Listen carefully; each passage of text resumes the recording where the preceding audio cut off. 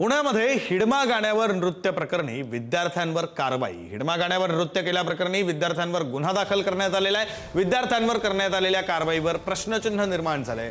गाण्यात हिडमा या नक्षलवाद्याचं गौरवगीत असल्याचा आरोप करण्यात आलाय।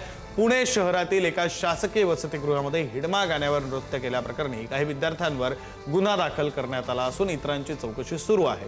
या कारवाईमुळे परिसरामध्ये चर्चा रंगली। वादग्रस्त ठरत असलेले हे गाणं सध्या YouTube आणि Spotify सारख्या सोशल मीडिया प्लॅटफॉर्मवर सहज उपलब्ध असून त्याला लाखो व्ह्यूज मिळालेत। गाण्यामध्ये हिडमाचं गौरवगीत असल्याचा आरोप केला जातोय। गाण्याचे निर्माते किंवा ते प्रसारित करणाऱ्या प्लॅटफॉर्मवरही कारवाई होणार का अशी विचारणा आता केली जाते।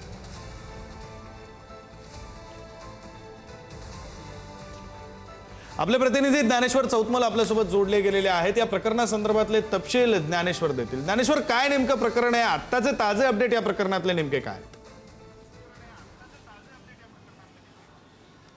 या सगळ्या प्रकरणात सगळ्यात महत्त्वाची चर्चा ज्या मुद्द्यांची होते ते म्हणजे ही गाणी ज्या विद्यार्थ्यांनी लावली, ते नाचले, त्यांच्यावर गुन्हे दाखल झाले। मात्र ही गाणी ज्यांनी बनवली, ज्यांनी ती प्रसारित केली, ज्या ज्या प्लॅटफॉर्मवर ही गाणी आपल्याला ऐकायला मिळत आहेत, त्या गाण्यांच्या निर्मात्यांवर काही कारवाई केली जाणार आहे की नाही, अशा पद्धतीची चर्चा आहे। सगळ्यात महत्त्वाचं, या सगळ्या प्रकरणात हा जो गुन्हा आहे तो आता खंडणी विरोधी पथकाकडे वर्ग करण्यात आलेला आहे।